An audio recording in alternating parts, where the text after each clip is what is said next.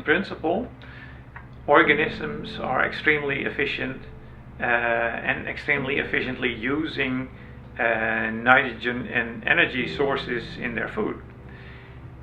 When digesting feed crops, however, they are using it for their own metabolism, which means that most of the food, that is the animal itself, will never reach a human mouth.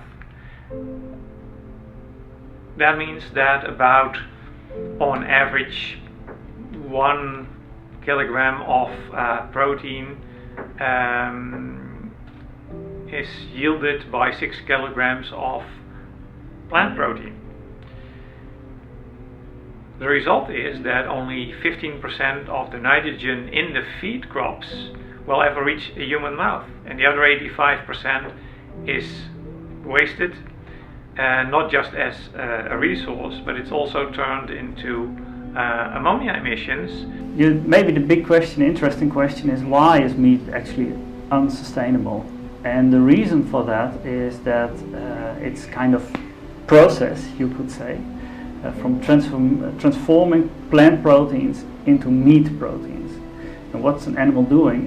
It's eating the plant proteins, it's digesting it, it's decomposing it to amino acid.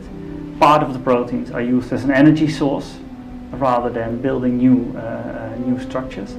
And the remaining amino acids are rebuilt into muscle structures, other tissues, etc.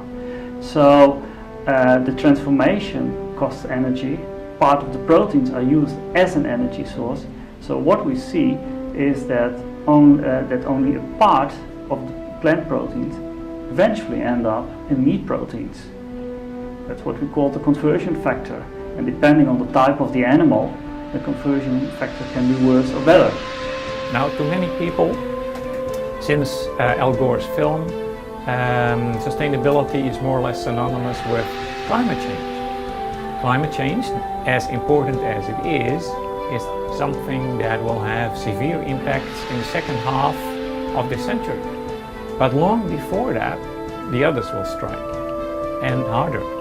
So we have a resource problem, and biodiversity loss and nitrogen cycle disruption are strongly linked. Independent farmers are very concerned in the state about the growth of confined animal feeding operations.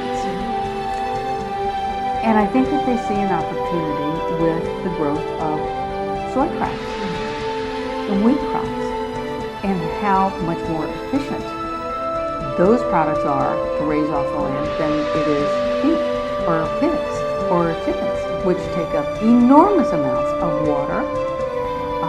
They ruin the soil.